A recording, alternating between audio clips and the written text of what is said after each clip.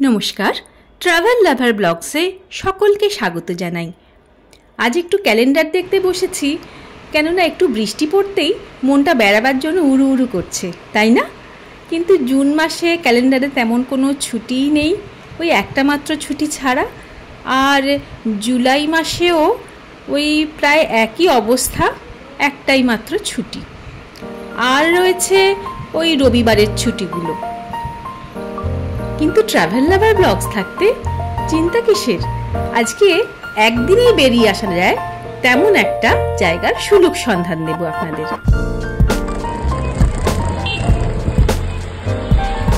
আজকে রবিবার, সকাল সকাল বেরিয়ে পড়েছি বাইকে চেপে। আজ একদিনেই বেশ কয়েকটা জায়গা ঘুরে দেখব, আবার সন্ধ্যের মধ্যে ফিরেও আসবো। তো চলুন আমাদের সঙ্গে সঙ্গে থাকুন আর পুরো ব্লগটা দেখতে থাকুন, আশা করি ভালো লাগবে।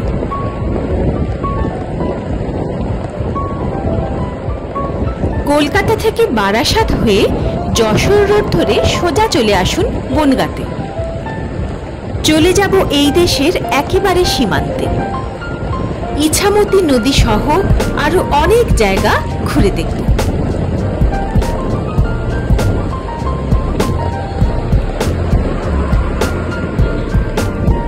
আপনারা চাইলে ট্রেনে করেও যেতে পারেন। শিয়ালদা স্টেশন থেকে প্রচুর ট্রেন যায় বনগাঁয়। বনগাঁ স্টেশনে পৌঁছে সেখান থেকে একটা গাড়ির ব্যবস্থা করে বাকি পথ ঘুরতে পারেন।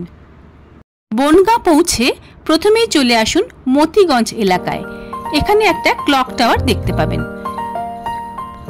এখান থেকেই গুগল ম্যাপ দেখে 7-8 কিলোমিটার দূরে গেলেই পৌঁছে যাবেন ভারত বাংলাদেশ সীমান্ত বা পেট্রাপোল বর্ডার। কলকাতা থেকে এই পেট্রাপোল বর্ডারে এসে পৌঁছতে আমাদের সময় লাগলো 3 ঘন্টা মতো। এই Petrapole border the Wagah of east নামেও পরিচিত। প্রতিদিন বিকেল 4:30 থেকে 5টা পর্যন্ত খুব সুন্দর একটি অনুষ্ঠান হয় এখানে। জওয়ানরা নোম্যান্স ল্যান্ডে মার্চ করেন। দেখার মতো একটি অনুষ্ঠান এটি, কিন্তু আমরা সকালে এসে পৌঁছানোর জন্য ওই অনুষ্ঠানটি দেখতে পেলাম না।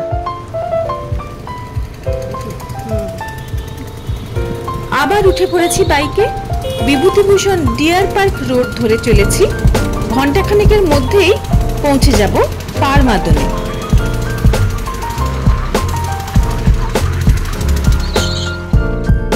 পারমাদনে পৌঁছে দেখে নিন বিভূতি অভয়ারণ্য।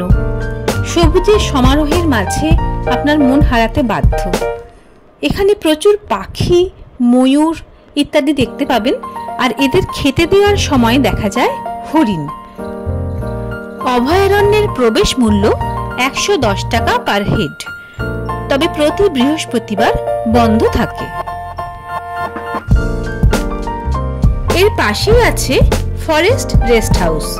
আপনি 2 হুইলার নিয়ে গেলে এখানেই জমা রেখে দ্বীপ্রাহরিক খাওয়া দাওয়া সেরে নিতে পারেন। যারা গাড়ি জমা নিচ্ছেন তারাই বেশ ভালো রান্না করে খাওয়ান। পাশেই বয়ে চলেছে ইছামতি নদী। নৌকা করে ওপারে গেলেই আপনি পৌঁছে যাবেন মঙ্গলগঞ্জে। খাওয়া দাওয়া সেরে চলে যান ফেরিঘাটে নৌবিহার করতে। প্রতি আধ ঘন্টায় আপনার থেকে নেবে 60 টাকা। কিন্তু সঙ্গে আমাদের বাহনটি ছিল, তাই পারমাদন থেকে বেশ কিছুটা দূরে অন্য একটি ফেরিঘাট থেকে বাইক সমেত আমরা পেরিয়ে গেলাম মঙ্গলগঞ্জে।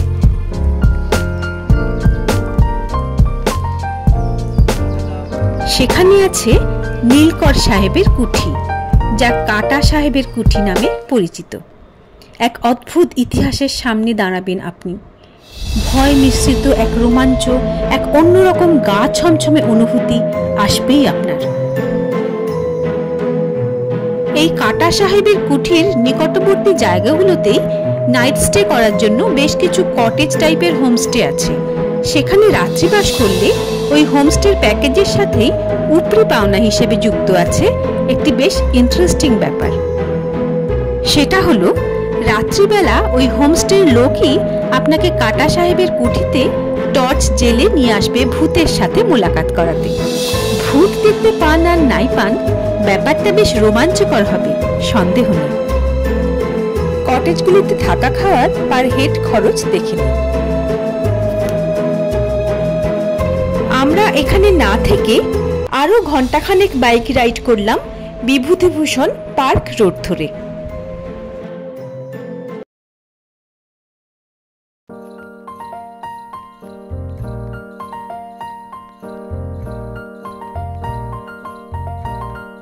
বিভূতিভূষণ বন্দ্যোপাধ্যায়ের স্মৃতিধন্য জায়গা বারাকপুরে পৌঁছলাম আমরা।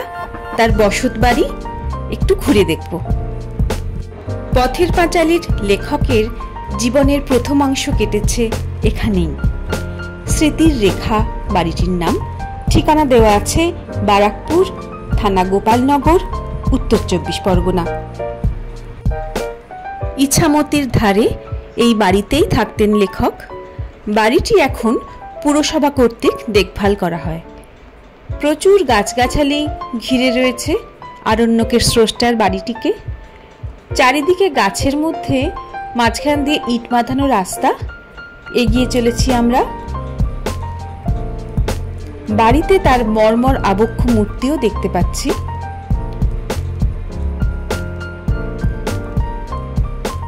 ইছামতির বিভূতিভূষণ, তোমাকে আমরা ভুলছি না, ভুলব না।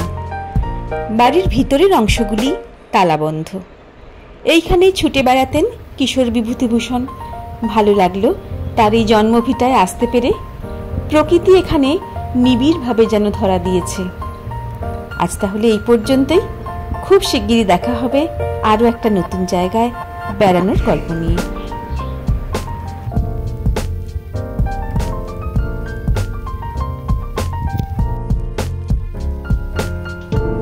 আজকের ভিডিওটা ভালো লাগলে লাইক শেয়ার করে দেবেন আর চ্যানেলটা সাবস্ক্রাইব করে বেল আইকনটা ক্লিক করে দেবেন।